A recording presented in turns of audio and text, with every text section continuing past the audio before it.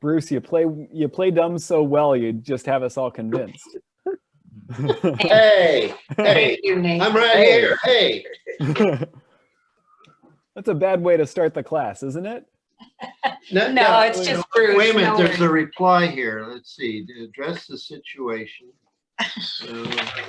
From the University of Ohio, I printed it out from the other day. What on do you our mean 21. when you say that? Excellent. Nice. I'm going to have All him right. fold it up and put it in his pocket, so when we're out in public, he has the right response. That's right. That's great. So, so tell me more about your conversation from last week, since you were here and I wasn't. What has stuck with you from our conversation, other than that you need some active bystander skills in your pocket? Was that last week, or is that this week we get active that's bystander this week. skills? That's That this was- week. Excellent. So that's what we can talk about. Good. There you go. Your conversation from last week with Deb. Deb's not going to be able to join us this evening. So tell me what has stuck with you from last week's conversation. It has stuck with me, not only from last week, but from all the weeks, that I apparently have a little more sensitivity to this than I thought. I thought I was about average, but I've continued to notice the number of things that people say about which they are just clueless. And there might, in some cases, not be any point in even addressing the issue. That's that's nowhere. Yeah. So the knowledge of this material you're talking about. Yes. And I've had some training in it, but mostly I think I grew up in a household where my parents had a very unusual sensitivity to that stuff for their time. Yeah. And so how do you navigate the space between what you know and where your understanding is, and the understandings or lack thereof that you may encounter with other folks? The short answer is that going clear back to week 1, I was saying, I'm not sure it's my job to educate everybody. That isn't quite the way I said it, but that's the nutshell. And I'm liable to just try to take them at their best, or know that everybody that makes mistakes, and that probably I say things that I haven't thought of too, and I try to just let it go unless they actually mean something bad, and then I'll see whether it's worth bringing it up in the context.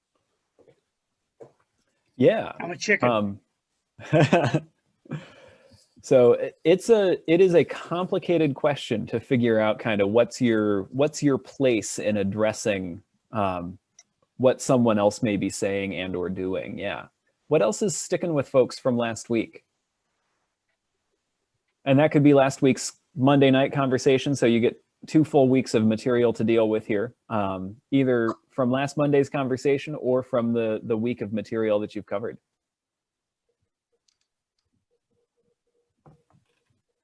In your absence, we talked a lot about you, but we can't. I expected probably you would, yeah.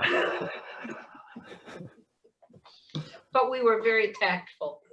We tried to be tactful. You know, you got to work with what you've got in front of you, right? Well, we were impressed that pastors had the month of October to kind of recognize them. We didn't know that your lobby was that strong. You didn't know who I was until October, yeah.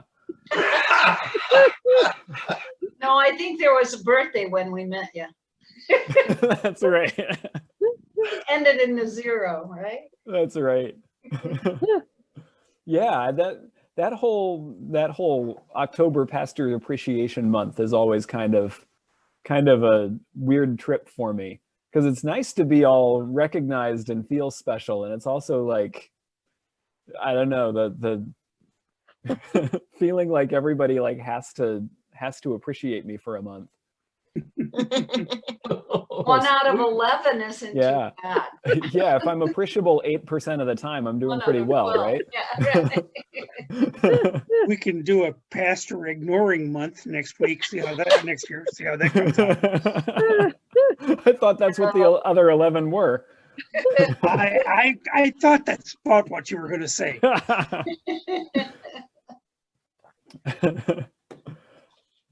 Well, Okay, on that- yeah, go ahead, on that Warren. same note, before we leave, I have a lot of empathy for pastors in churches where there's only one ordained pastor. And not that Marcy isn't help for you, but in terms of several years back, we had like John Severson and Bernie Saylor. And I think this is my opinion, I think they were good for each other. When one was down, the other one was up, or when one was, not that either one of them was down that much, but as solo pastors, I really don't know how you guys, who pastors the pastor, I guess. Yeah. I want you to know the congregation is thinking of you and cheering you on, as it's a kind of a lonesome task at times, I'm sure. Well, thank you for that. Thank you. I appreciate that. Thank you. Thank you. Nicely said, Warren. Yeah. Mhm. That's I think, Nathan, the more we are involved with you, the more we appreciate your whole realm of thoughts and thoughtfulness, and your speaking is very good. Well, But thank you. That's off the subject from last week's meeting. Somewhat. That's last week was still during Pastor Appreciation Month, so everything There. fits, right? There you go. Yeah. So yeah. Go ahead, Bev. What notes did Deb leave you? That'll help refresh our memories. Yeah, okay. So You forget we're older than 40. so Bev said we discussed justice, health, education, and early childhood, especially talking about education and justice. Talked about John told everybody about CASAS, C-A-S-A-S, whether you pronounce the acronym or not. It's just CASA. Then the plural will be CASAs. It's court-appointed special advocates. There you go. Well, yeah. And some conversation about how those relationships might work, and then the sense of how do we continue kind of expanding our sense of the world. Yeah, any pieces of that conversation that you want to bring into tonight's conversation, or pieces of material from last week's curriculum that you want to throw at us? I especially was impressed, and I forget, I'm thinking it was Friday, where one of our activities was the University of Ohio, or Ohio State University. And it was talking about, and interestingly enough, it was written in 2017, 3 years ago. But being an active bystander, and that is something that I feel I encompass, or I face that here more often than a lot of the other things that seem more obtuse to me. So how to be it, they gave us a plan, and it's how to be active. Do this, think about this. And because Bruce doesn't happen to be on our list, so I asked Carrie to, put him on the list for these meetings. But I've been forwarding him everything that we get, and thank you. That is exactly, it was beautiful. Identify the emergence of bias. Well, it's not always just racism. There are all kinds of biases, and that third bullet point, take action. And it's like, oh, I couldn't get to it quickly enough and to see. And then, like Bruce even used, he was reading it 10 minutes before our meeting tonight. But, it's the things that we can say when we're in a small group. When you hear someone and like John, maybe you were saying it, or Warren, that there is a way we can interject and be active without saying, what did you say? There's things that you can, and I need those exact little verbiages. So I thought that was huge to me. In fact, I've already told 3 people about this, and I forwarded one to my physical therapist. I was talking with him about it, and it was like, wow.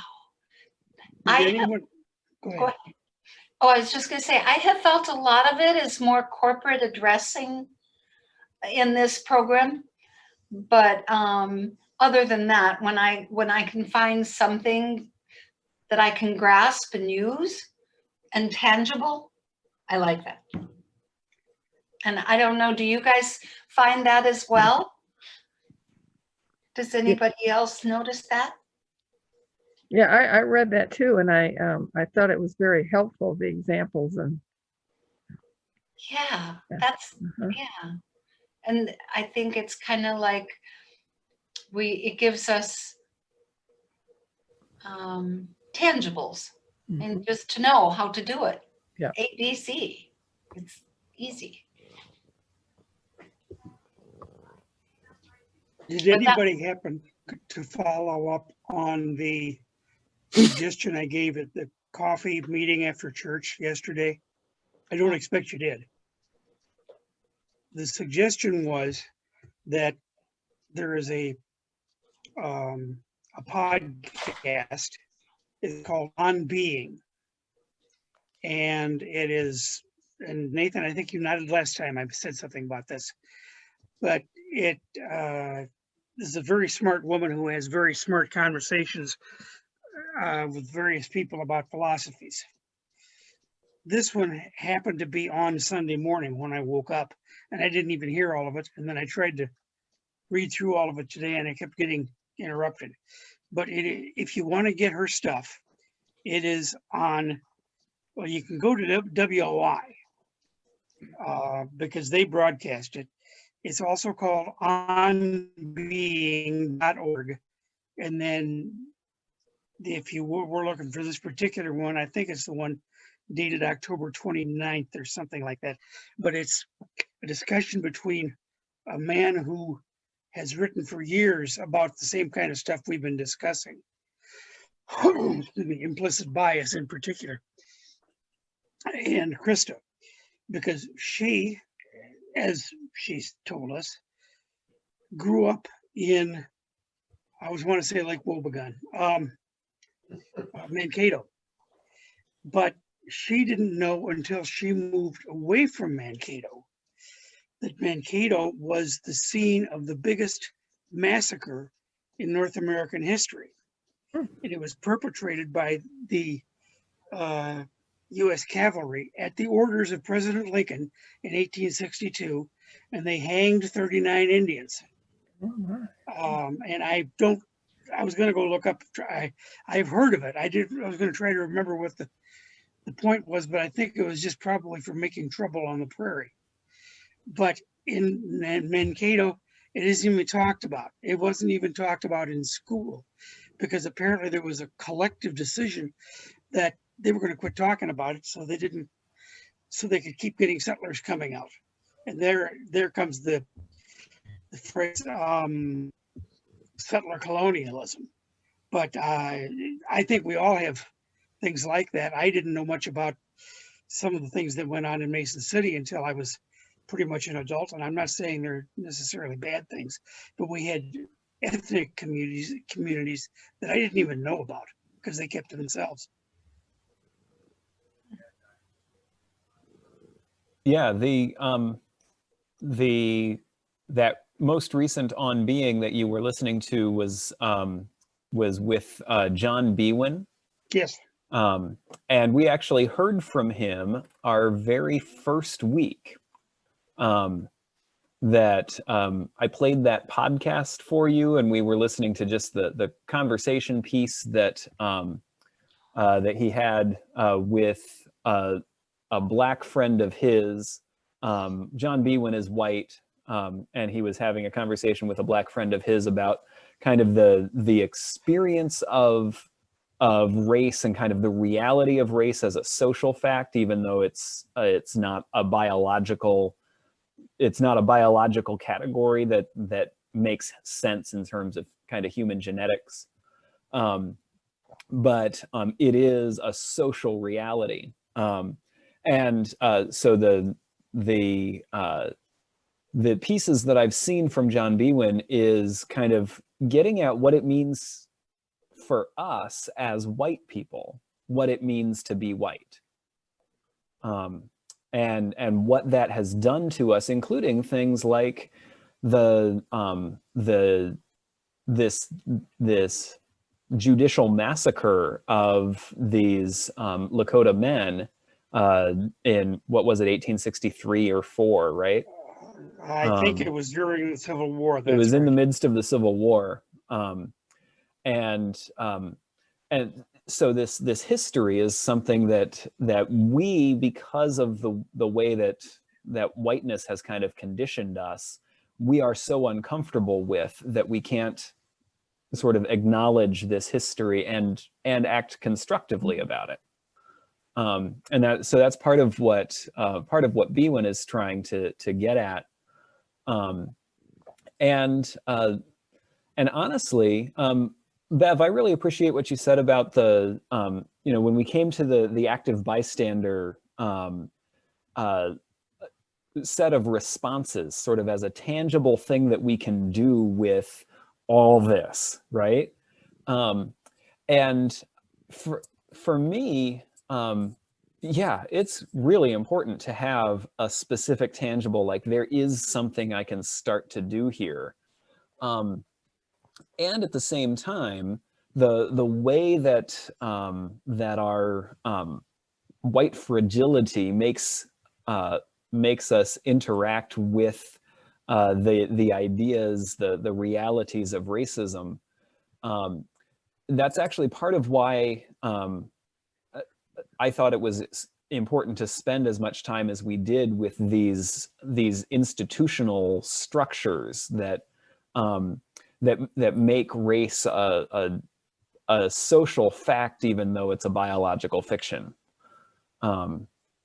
Because then that gives us that gives us the ability to see that this is a thing that is there, and it's not just about, well, I didn't mean to say that, or so and so surely didn't mean to say that. It almost doesn't matter, right? And yeah. it's so normal. It just kind of spills out, and they don't hear themselves. Right. And that's just to bring that awareness back to them. I have a question though. You mentioned our white fragility. What is that? I think I'm getting the impression whites are, we're just, all there and all overwhelming and all, like foreign countries think of us. But what is white fragility? That's actually, that was a pretty good description of it. So, Okay, but that's not fragile, right? so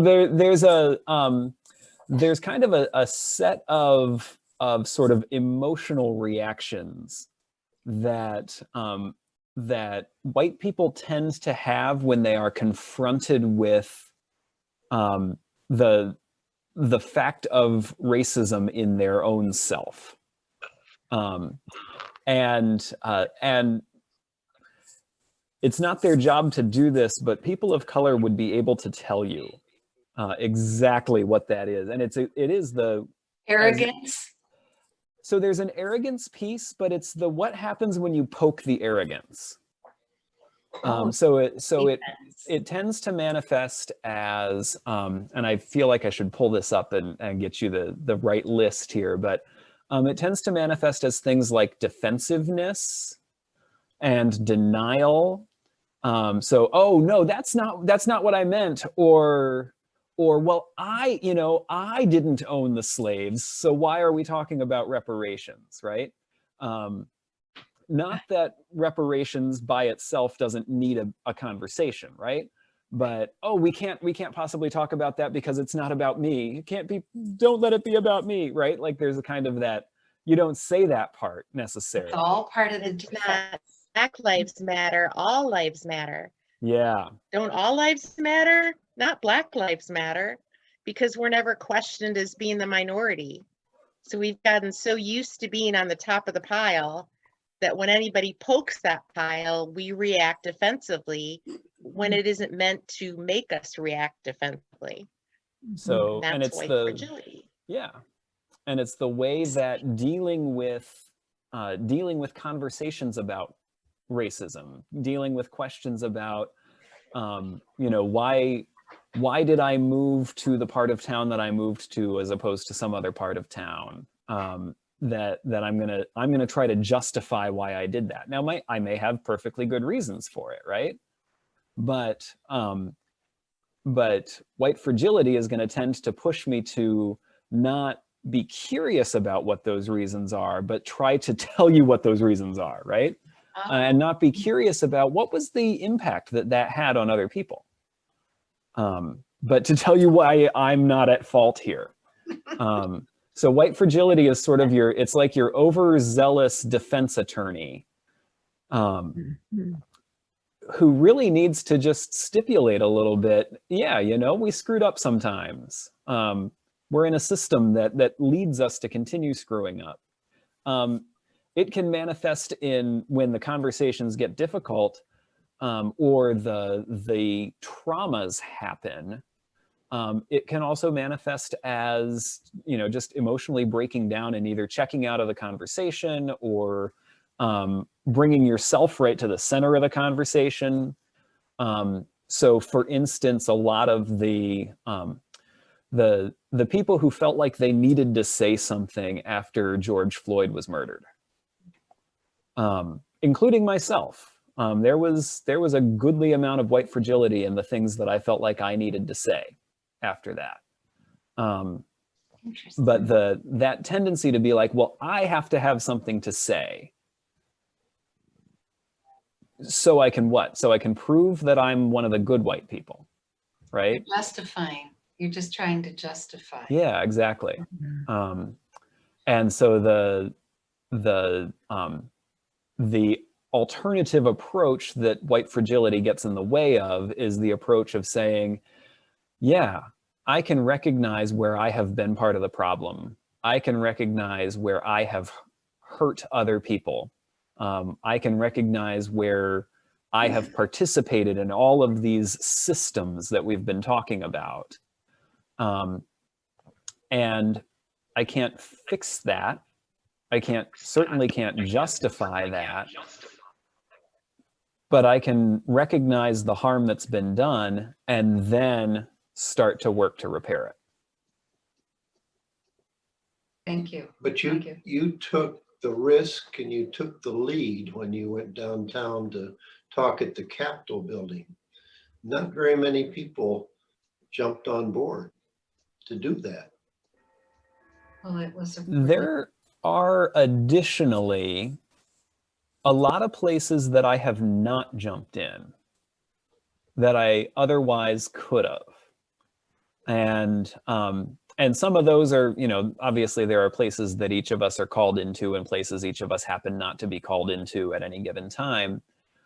But there are certainly places and relationships that I've just been too shy to go to. Shyness is a way that white fragility manifests. So, so think about your active bystander situation, right? You've all got sort of your, you know, You missed that step. you know, you've got your so-and-so says something at a family gathering that, you know, oh boy, you knew they were going to say it, but now they did. Or, you know, any of a number of other situations, right? Somebody, you know, somebody says something, we call them off color, right? Yeah. Off color remarks. That's probably a really problematic phrase. So I'm just going to flag that and not unpack it. Good point. You know, Good point. I don't even know where that came from. So, you know, but you hear something said in the produce aisle, right? And what do? Well, part of what you do and part of why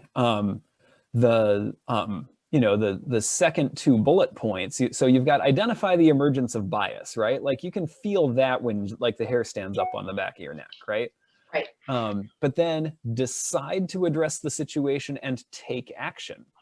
And somewhere between identifying that so-and-so said or did something that they ought not have done and addressing the situation, that's where we tend to get really shy. But how many times do they not realize they're saying it?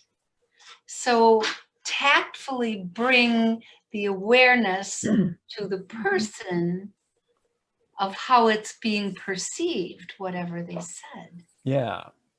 Yeah, and that's where some of those strategies are really great, right? Because they've got things like, oh, what do you mean when you say that? You know, That's on this backside. that's on this backside. I've got it right up here on my other screen. You know, oh, could you explain that to me? Mm-hmm. And that's because then that puts the work back on them where it belongs. Yeah, right. Rather than me doing this. And having your cheat sheet in your pocket. I love that they made this a you know, single sheet front and back, so you really can print it out. Yes, a little and carry it around. Yes, that's right. You can download it to your phone and mark it as a wallpaper item. That's right. So you have it right there. That's right. So to have some of those, they're there as sort of ways to get past what the sort of the go along to get along way of being white does. And I'm trying to be really specific about sort of, I'm talking about kind of a cultural whiteness here, right? Right. And the ways that in order to live in a world where racism is baked into, I'm stealing somebody else's words here, baked into the cake, you know, to live comfortably in a world that is so defined by racism in so many ways, kind of requires for us to pretend it's not there a lot of the time. Mm-hmm. Which makes it uncomfortable when we have to stop pretending it's not there and say, actually, that's there. I was gonna say, I hear it out there. And it's not just racism. It's just like the paper says, oh, that's so gay. Yeah. You know, it's like, hello, that's, you know, that again, it are the other prejudices that our generation, not including you, Nathan, are not aware. I think. Oh, my generation has plenty of prejudices we're also not aware of. So I know it's about the, Yeah. Okay, what's that term they use for us now? Okay, something the kids say. But anyway, yeah, I think I hear what you're saying. I hear exactly what you're saying, but that's where, when you asked, what was the piece that spoke to you? This shouted, both ears, stereo, big time. And I loved it. It was tangible. So, Great. and there was somebody else who mentioned they kind of look for the shorter things. I remember that from last week. That's But right. You can invest a good chunk of time in this stuff, can't you? Yeah. certainly, but I know it's still there and I can go back and catch up on those weeks that I didn't get it. Because if a piece like this that I knew nothing about and decided to open it to check it out, because I figured it won't be 9 pages, that's where I think, there's a lot more of that back there, the days that we weren't as involved. So anyway, thank you, Nathan, very much. Terrific. For all of the above. Good. Terrific. I'm glad. Me too.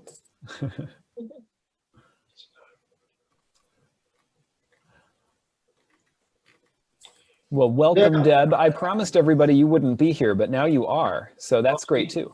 Just popped up out of her bed there.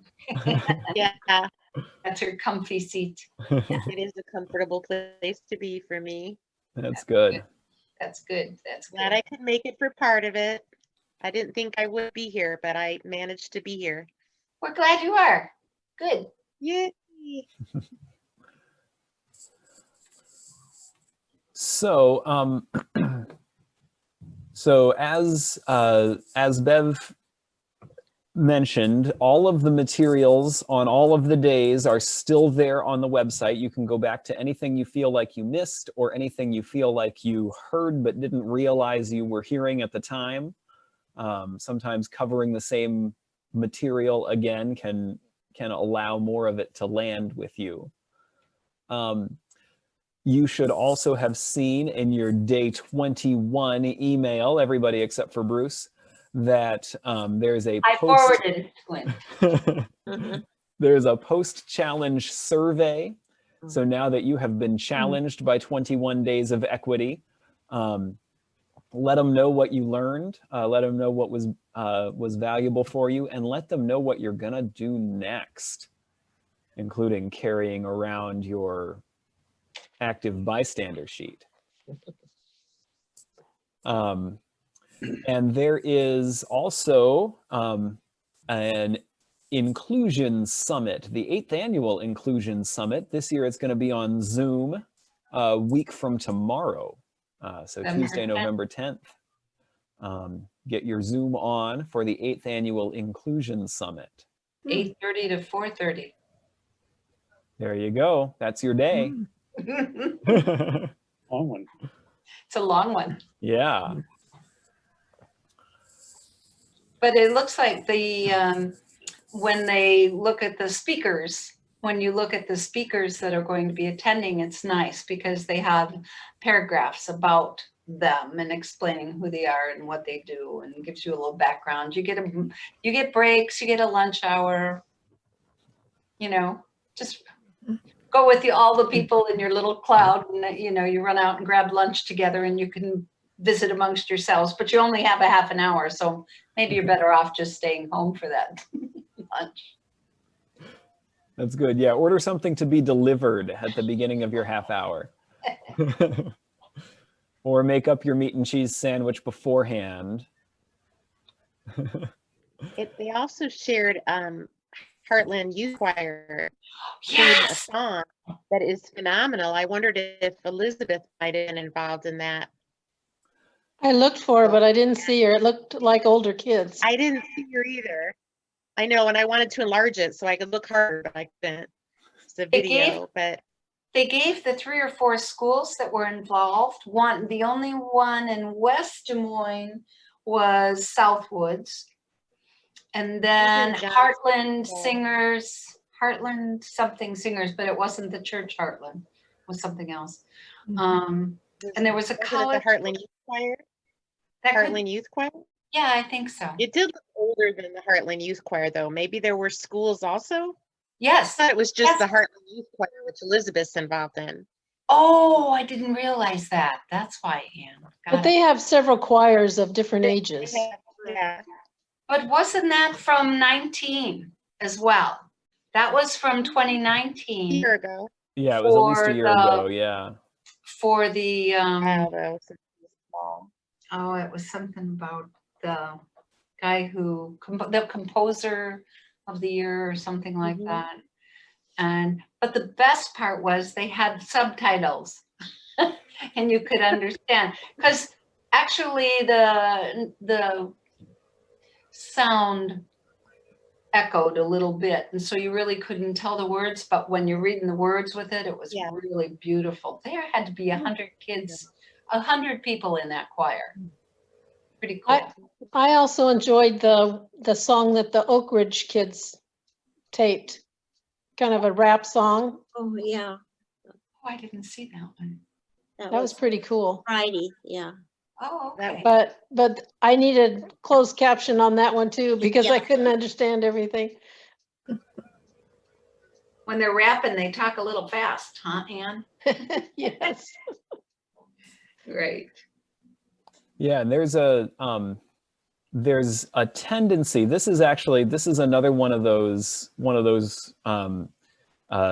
racialized culture things that Euro-American culture tends to be very visual, very much about the written word.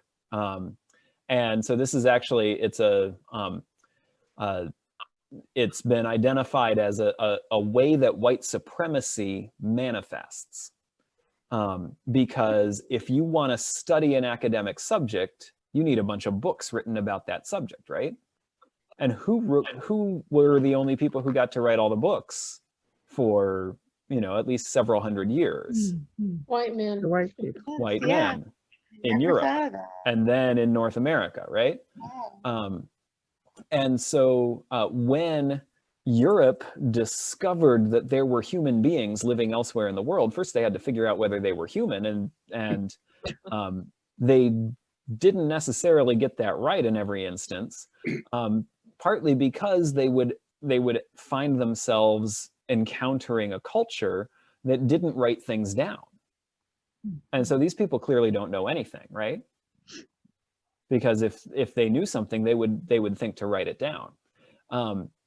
Well, that actually continues to play out in things like when we white people encounter rap. We tend to get just totally like deer in the headlights with all of these words going past us. Now, we'll listen to opera, have no idea what's even being said, right? But oh, that's fine because it's from Europe. That's not what we think we're thinking. But let me just submit that may be what we're thinking. Or we remember your first, the first time you saw a performance of The Sound of Music or Carousel or South Pacific, or that words being sung flying past you, often very quickly, but you're also not translating either across a culture or across a race or across your own experience of that thing. And so you're more likely to kind of give some of those words the benefit of the doubt without being just thrown by, wait a minute, how do I interpret this? So this is actually, this is a way that, again, white supremacy manifests in academics, because if it's not written down, it doesn't matter. Or culture, because if it's not being sung in a European language, it probably doesn't matter. Or if it's being sung, sung as spoken or sung fast by someone with brown skin, that's just weird and different. So there are all of these pieces that are, again, like we didn't know we thought that, right? I didn't know I thought that until somebody pointed out after, it was in July when Hamilton came out on streaming on Disney Plus. You know, and we had tried to listen to the soundtrack once and just couldn't keep up because we didn't know what was going on. And so we watched it on Disney Plus with the captions on underneath, and partly being able to see the characterizations helped us figure out what was actually going on. In a way that I'm not sure the soundtrack would have. And somebody pointed out, now everybody's totally thrown by how fast they sing in Hamilton, and yet they can go listen to a Sondheim musical where the words are coming out just as fast, but because you're familiar with more of kind of the cultural context, or you're willing to believe you can be familiar with the cultural context, you can survive this better. Now, again, that's not to say that I'm a bad person, right? Like, this is not actually a goodness, badness thing, but that was actually a piece of how that, that culture of whiteness had existed in me and continues to exist in me. I still kind of need the picture of the words on the screen in order to keep up with what's being said. I watch all kinds of stuff with captions on and I can hear. Right. It helps. Yeah. I do too. Especially if you're wearing hearing aids. Yeah. Oh, Oh, yeah. yeah. Yeah. And so from a, you know, from a disability inclusion standpoint, this idea that somehow, oh, you must be, you know, you must be some weird old person to need words on the screen.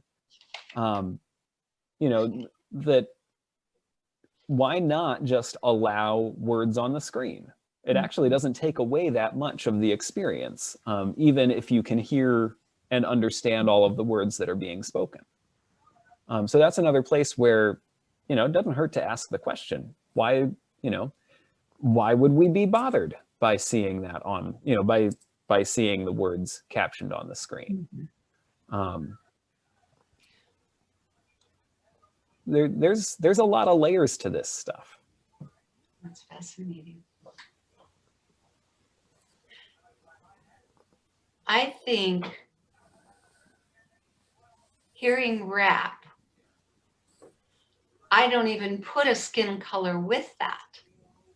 It's just, I'm so busy trying to catch up on what they're saying. So, I mean, that's just but yes, it's a different jargon often. And we're not used to that in honky white Des Moines.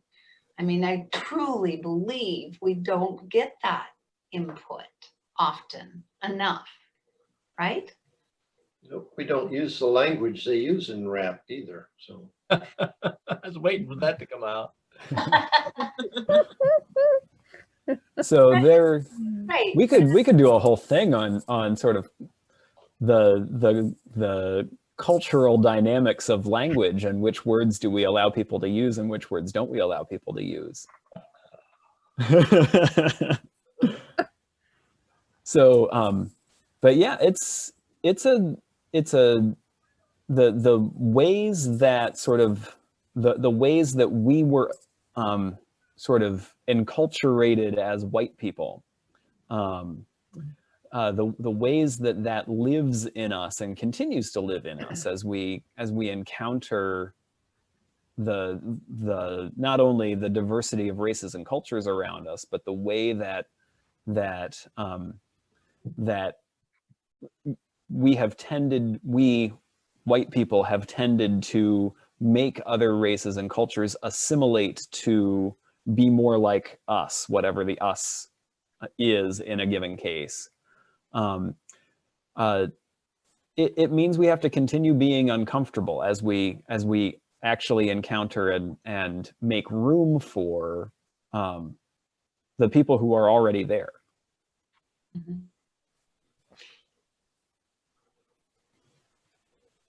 I often wonder, do they want to be there?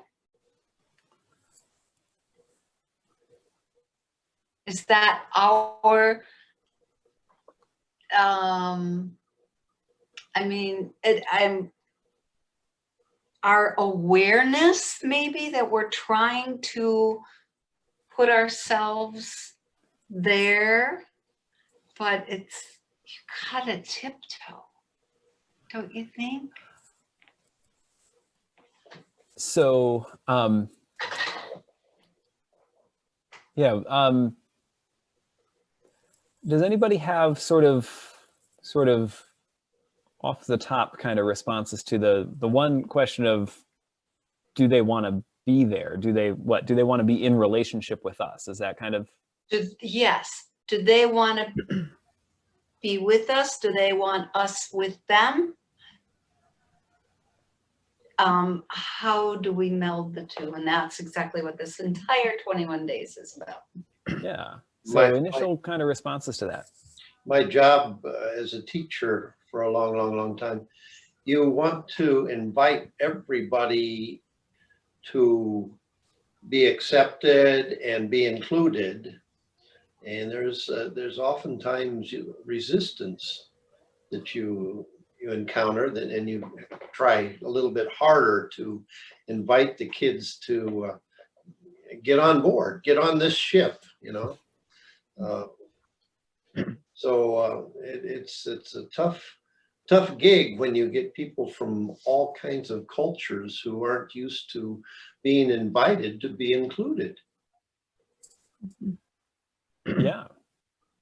I thought that day 8, the allyship, was a really important piece and day for me because it discussed that. It talked about understanding your privilege, things you don't even worry about, that's privilege. I've never worried about being lesbian. I'm privileged. I haven't experienced that. And the LGBTQ, which was 16 or 17, also intrigued me because I don't have a lot of experience with that. I'm the majority of homosexual people, which may not even be a majority, but the most commonplace on television shows and movies and what have you. I've never experienced being in any of the other categories.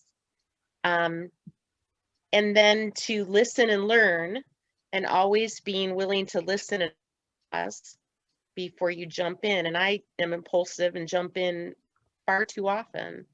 And wisdom comes the listening and pausing part to hear exactly what the other person is saying and to hear their story, their narrative.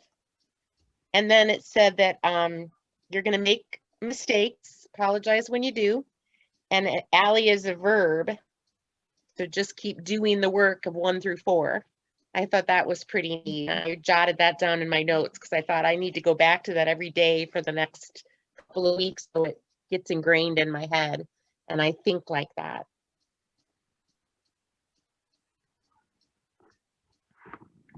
Next 21 days makes the habit, right? Yeah. Yeah. And I hope we can come back and talk about this more than just ending tonight. Because we have to, or it's all going to just go by the wayside. And we're going to say, remember in 2020, we did that 21-day equity challenge, and none of us will remember all the pieces to it. There's been a lot to learn in a short chunk of time. And it's all been good. I listened to an NPR where this reporter interviewed 3 Black people, 2 of whom are in small town Iowa. They weren't there originally, but this one woman married a white man in Washington, D.C., and he was originally from the small town, Cresco, I think. And so they moved to Cresco, but he's back in the military. So there's just she and her 11-year-old daughter and 15-year-old daughter, and they talk about some of the prejudiced experiences they'd had with the school, but how well the school handled it. And I mean, it's just, and then she said one of the hospital workers was really good about getting people together and discussing it. And the other guy that was good, can't remember his name, but he's a reporter and he's been to different parts of Iowa. And he had some good things to say. He was talking about kind of this white fragility thing. He said, you know, I can tell when you're having these discussions, white people are really nervous about it because he says, because they're not secure, you know, in what's going on here. And I thought, boy, that's for sure. But Anyway, the whole thing is almost an hour, but it was really good if you have a chance to listen to that.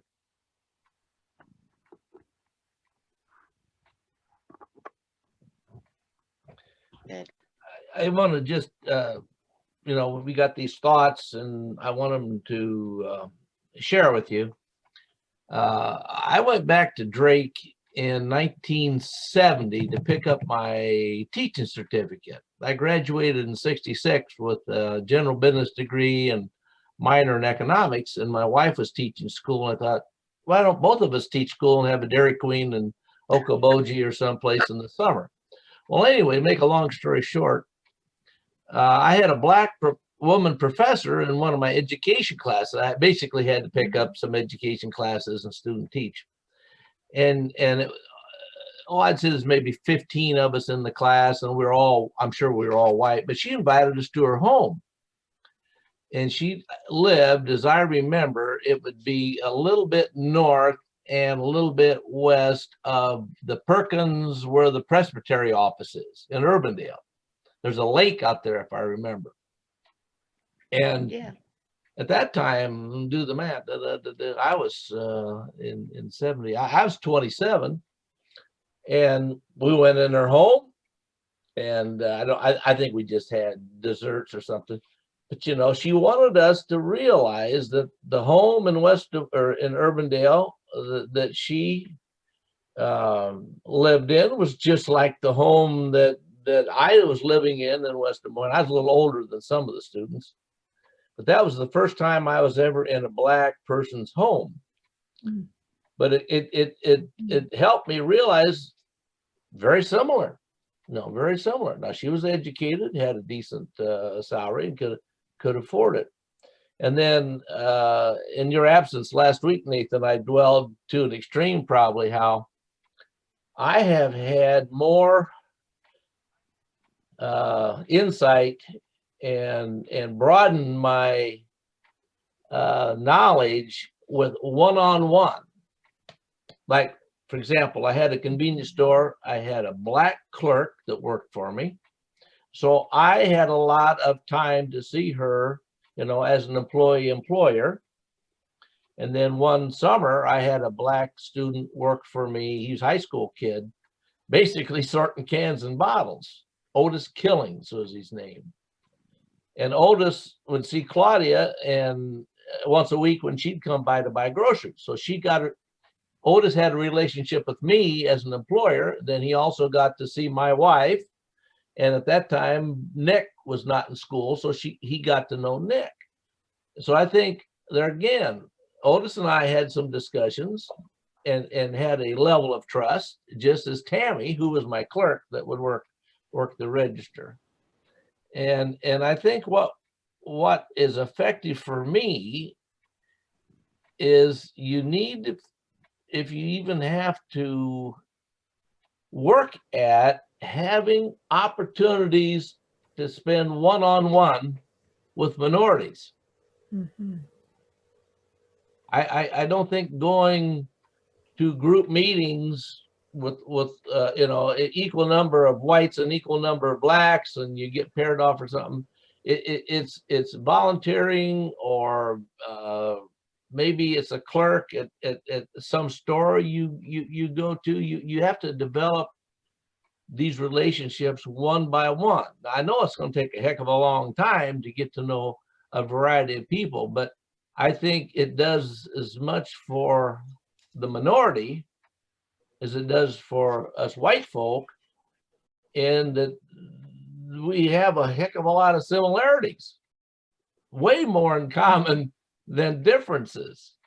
And lo and behold, Otis Killings was a high school kid, and I saw him at the post office about 2 months ago, and he recognized me. And I'm trying to do the math. I closed the store. He worked for me probably in '85, so that's 35 years. I haven't seen this guy. 35 years.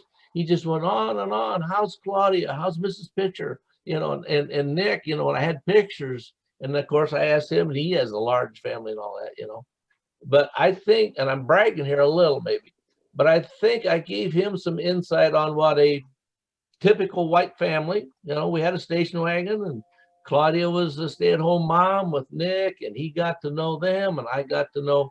I think I met one or two of his brothers. I don't think I ever met his mother, but I think, to wrap this up, which I need to do, it works for me. Opportunities where I've got some one-on-one time. And the longer you have that relationship, obviously the better. But, and I'd like to think that Otis was 15 or 16 at the most, at an impressionable age, that maybe, just maybe, Claudia and Warren Pitcher helped him get a feeling about what these white folk are all about. And the two that I had at my store. And once again, that's damn near 50 years ago that black professor invited us to her home. And I don't know how those opportunities come by, but look for them. And with that, I'll wrap it up. And there again, in West Des Moines, or even just in Iowa in general, you know, you don't have the opportunities that you would have in other locations. But it's a kind of it takes time to build the trust, and it takes time to really let them get to know you. And I had the option, like I say, of seeing Otis every day for probably 4 months. And then I don't know how long Tammy worked for me, probably 2 to 3 years. That if you can find one-on-one opportunities with minorities, I think that pays big dividends. And you know, if it's good enough for Mother Teresa, she had some kind of a phrase about, you know, you just help one person at a time. You know, at the end of the year, maybe you've helped quite a few. But and once again, where do you find these opportunities? I'm a great one to suggest it, but I can't also tell you where to find them. But if you ever do, and we're talking about blacks, but not necessarily. I find that in Bruce and some of us have done some international travel. I'm not kidding you. I try to be an ambassador from Iowa. I wear a cap, IOWA, gold cap with black letters, you know, right across it. So I'm proud to be an Iowan, and I like to have these people know a little bit, you know, Americans, my guys, from the East Coast to the West Coast, you know, we're such a wide variety of personalities. And that Midwestern, they call it Minnesota nice, but it's more than Minnesota. It's a Midwestern kindness, if you will. I want them to know Iowa, Midwest, and whatever time on a cruise ship. You see that room steward a couple times a day, every day, the whole time you're on the ship, you know, that they go home knowing about a guy from Iowa. And I usually buy on sale whenever I can t-shirts, inexpensive t-shirts, IOWA. I take them in all sizes and try to have them in Iowa colors. But on different people that I've got a good relationship, I try to leave them that as a souvenir. Here's something from this Iowan that I want you to remember, and how much I enjoyed, you know, knowing you this short time and all that. And it's just a That's cool. Well, you can see I can't get my thoughts concentrated. Yeah. But it evolved. See, it just evolved. It's when I started traveling in 2004. I'm proud of Iowa. They're proud. They're wanting to show me their community, you know, and the more time, and of course, if I happen to be sitting at a bar with a cold beer in front of me out in the middle of Africa somewhere, you know, that's helped. You know, I'm a talker without beer. But then all of a sudden, they remember that guy from Iowa. Yes. Don't underestimate just the amount of time that you can spend with people. They're just curious as they can be. They're just envious, yes, and they're also curious. And I just want to tell them a little. I always have pictures. Well, Nathan, you've seen me in El Salvador. pictures of my family, pictures of my first car, a 48 Ford. I forget what else, but anyway, and Nathan and Bruce too, he's with me in El Salvador. I'm proud of my family. I'm proud of where I live, what I did as an educator. Pam, you were there. Yeah, Mhm. don't forget Pam and I Yeah. had that. Pam, you went Pam too. and Ann and I had I that mean, experience Ann- too. Ann- You guys If were all Pam there saw me- together. If Pam saw me showing Mary the and Russ and John were left out already. Well, You guys no, all what I'm went saying is, together. I know Nathan came up on me at a restaurant where I was out showing my pictures. I know Nathan walked up on me. I'm not sure Pam did, but Pam probably remembers our driver. Remember our driver that took us back to the airport, and Marie Michael thought we're going to be late, and I had our I'm struggling for his name now.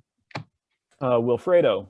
Wilfredo. Yeah, Wilfredo. And I gave him a English Spanish dictionary, and I was telling him about, I just, but there again, relationships. I'd seen him 3 times, I think, 3 different times. There again. And remember, you and I didn't go climbing that mountain the first day, Yes. and he came over and was quite interested in my dictionary. That's when I got the idea to leave the Oh. dictionary with him. Well, Yeah. and when we were at the school, all those kids, and it was time to leave, I found you because you had your hat on. It stood out. It's easy to find that gold hat. Yes. Yeah. Well, I'm sorry I Right. took so much time. You always built relationships when Perry and I had foster kids. You were always one of the first people in church to come up and ask their name and get to know them a little bit. And Connor, I was talking to a couple weeks ago, and he asked me if I had a picture of him with his hat on. And he had a lot of hats. I didn't know what he meant. And he was talking, I think, about the hat you gave him. You gave him Yeah. a cargo hat that we did VBS, and that went with it. And you gave him your hat when you were done. You had 2 hats, and Chris got one and Connor got one. And he Okay. remembered that hat. You Yeah. built relationships any way you can, and you've done that with all of us. And You know, Bruce whether it's and well, several of us have been educators. That's always the thing that we never know how many people you influenced and what it was that they remember. As educators, Right. we're often, I had more turnover than Bruce. He had the same group for the 9 months, but don't underestimate that. And back to this race relations and all that, a little, it's too bad it's not more, but don't consider it insignificant, even if it is a small amount of time you're with them, and how people will remember that, or you'll catch them off guard, but you've got to take the initiative. And you talked about being shy, Nathan. I know you find this hard to believe. At one time I might have been shy, but it only comes with age and experience. I got nothing. And the same with Bruce. Bruce doesn't know a stranger. Well, why should I hesitate? And 99% of the time, you will not offend anybody by taking the initiative. Yeah, if you are genuinely yourself and you are genuinely interested in the people around you, they'll pick up. That goes a long, long way. Yes, genuine. That's a wonderful word. You said you reached out to minorities. There's a lot of white people who are lonely or in needs too. So right. Reaching out to all people is a goal. That's I'm gonna right. say yeah, and so yes, and loneliness is the ways that we are sort of separated from each other. Just, I mean, obviously right now we're all in our little boxes, right? But In more ways than one. We're number 2. Yeah, literally. But the ways that life tends to, and that life in American culture tends to sort of sort of separate us from each other. And so it takes work to sort of dig past that and get back to the place where we are in fact building these relationships with each other. And I'm gonna just lift up that that differences of race, differences of first language, differences of economics, differences of sexual orientation, differences of gender presentation, that these are all going to be additional things that make it hard to begin that conversation. So I don't want to ignore those, even as I'm acknowledging that having the conversations itself takes work. And so to be aware on both sides of that. Speaking of not having all the time in the world, I want to honor your all time and just appreciate the amount of time that we were able to spend together moving through this 21-day equity challenge. So you have 2 pieces of homework for next week.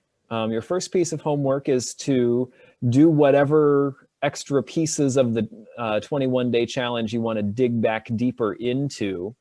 But the second piece of your homework is to tell me what those pieces are.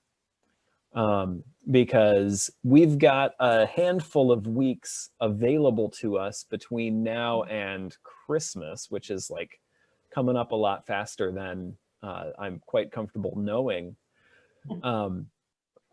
And so 1 day at a time. that's right. And so we don't, we could go back to some of the specific content if you're just like, oh my gosh, we didn't talk about this video or this piece of reading or what have you, and we really need to.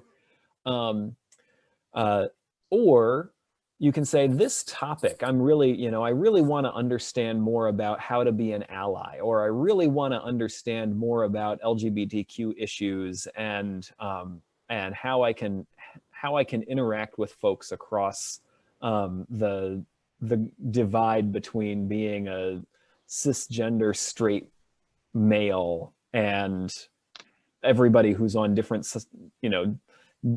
sides of different lines from me. So, and I can dig, I can dig up resources on all kinds of stuff to throw at us. So, so do whatever extra back homework you wish you had done, but especially let me know where you really would like to dig deeper, and you can chew on that and email me if you like. And I did a little bit of sort of preliminary looking around for things that I thought might be productive places for us to go. I'm actually, I have a guess at where we'll go for next week, although I haven't actually watched the material yet. But sort of a look at just kind of what, kind of documentary look at what life during COVID has been like, not only for each of us, but for people more in more different settings in life. And the way that this thing that has separated us from each other has also brought us together. And that feels like a nice place to go based on the conversation that we just had. So I'm going to offer that to us for next week, unless somebody's like, here's the thing we really need to do. So you've got a few days to give that to me before I prep this other thing. Last week I brought up Warren Buffett. He won the ovarian lottery, and then As we all did. we all have won that lottery. And before this happened here, I gave everybody an email that shows that in detail. So read your email, that how blessed we all are. Yeah. Indeed. I saw that. opportunities and not having to learn and be concerned about if we have our hood up or not, or if the car is going to be tagged because someone not in a white skin is driving. And I just, that just blows me out of the water. All the things that go along that I heard a Black mom talking about since her son was like 6 or 7 years old, giving him all the rules that he needs to know when he goes out on the street. And I thought, wow, we're in that quadrant. I don't know what I don't know. There's those 4 quadrants in life where, you go from not knowing totally to getting a taste to maybe graduating a little more. And then it's like, oh boy, it hits you between the eyes. Yeah. So. There was a man, a member of our church at Cottage Grove, a Black man. He, laughed about all the times he'd been picked up by the police driving along because a Black man in a white car had pulled a robbery. So I just, picked on all the time. Exactly. Yeah. Exactly. I thought it was interesting too, the choir that we watched, the Heartland Choir and the 3 other schools, there were 3 people of color in that 100 and some choir. Well, and because they didn't have the opportunity, And it costs to be in it. it costs a chunk of money too, and time, and having folks that can drive you to and from wherever they're meeting at. And have the background on reading music. I mean, right. It just keeps going and going, and it's just second nature for us. I was intrigued by Max, I think her name was, and she made a video on the LGBTQ day. And that was a great video, yeah. Yeah. And I want to go back to One Voice and see what else they're doing and whether we can participate more in that, or I don't know. I just want to know more about that. That was so fascinating, and all the different variances of L or B or G or Q and plus. What? Yeah. We discovered that there's no DNA reason for race, that we're all the same. It's the pigmentation that changes that. What about LGBTQ? Is there DNA that, have they discovered that? Like, do scientists know? I don't know. Yeah, I have more questions. You're shaking your head, John. Unmute yourself though if you're going to answer it.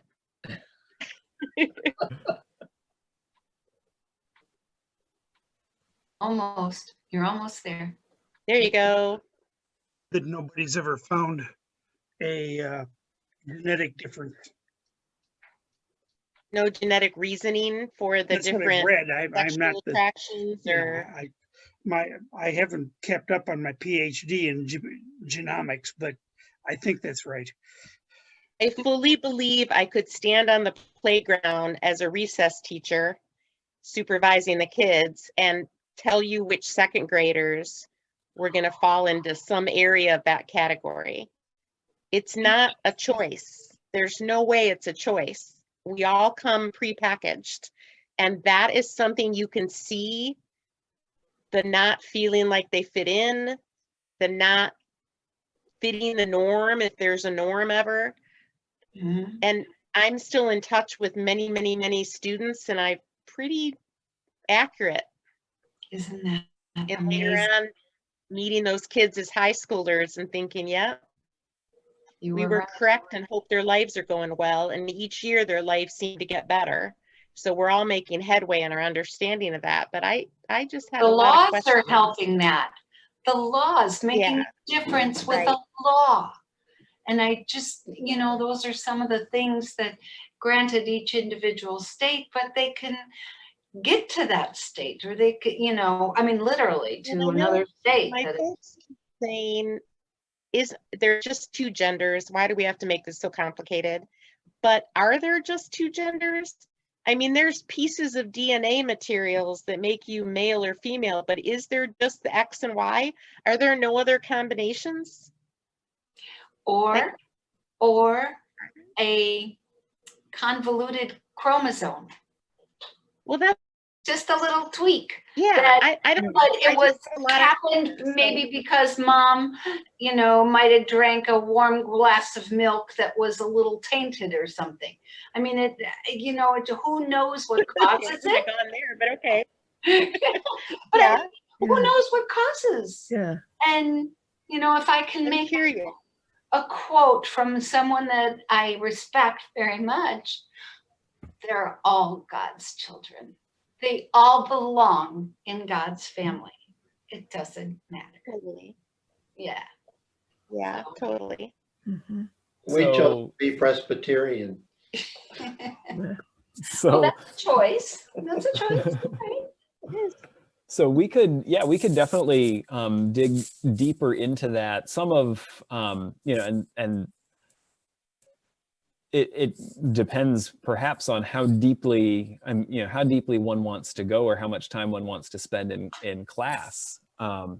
But yeah, making sense of just sexual and gender diversity, and some of that is honestly as not simple, certainly not easy, but as kind of straightforward as noticing that there do exist non-Euro-American cultures with more than two genders. That Oh, really? yeah. I didn't know.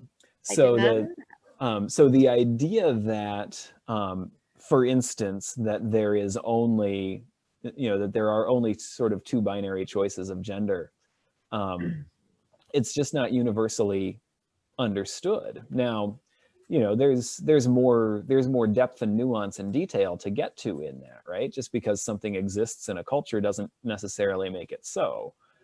As we just, you know, we've just been dealing with cultures of racism, right? So nothing is so straightforward as to say, oh, that exists, therefore. But it does have the tendency to say, oh, maybe this is not as obvious as I thought it was. Because we are not living in a foreign country who is used to those types of things. Right. I mean, that's a normality for maybe some cultures. I mean, like national. Right. I do know that when Jessica came home from Korea, she was carried by a Northwest employee because she had a cleft lip and palate. She could be transported to us. So we did not travel, and she came home with blue clothing. Matt also had a cleft lip and palate and was transported to us in the same manner. And he came home wearing all pink clothing, and his extra outfit were pink. And in Korea, it's kind of the opposite. They don't have a blue is boy and pink is girl thing like Americans seem to have come up. But when they do, they put the girls in the blue and the boys in the pink. Whether that's still the way of the world today, I don't know, but it was years ago. So I always found that interesting. Like, that's not a given. There's so many things we think of as givens that aren't. There's always more to learn. So Oof. Oof. Yeah. Yeah. kidding. Okay, y'all, we've got more to learn. So come back next week. We will Right. learn about how COVID has brought us together, and we will, I'll chart out some future topics for us, excellent.